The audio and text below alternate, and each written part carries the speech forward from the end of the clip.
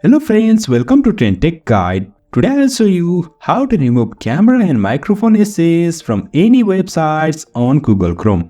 If you are new to our channel, don't forget to subscribe. So let's start. First of all, you can see I am here in my Google Chrome. Now I'll tap on these three dots on the top right and go to settings. And over here on the left you will find this multiple options. Now I'll go with this privacy and settings. Click on this and over here are multiple options. Over here on the bottom you'll find this site settings. Click on this and scroll down and you'll find here camera and microphone option. For now I'll go with this microphone. Click on this.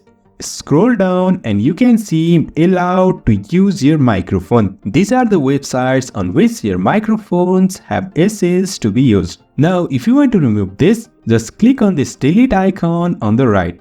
For now, I'll remove this essays from Facebook. Now to remove this essays, just click on this delete. And now the microphone essays from Facebook is removed. Now if you want to remove the camera essay, just go to this camera option. Scroll down and you can see these are the sites on which your camera has essays to be used.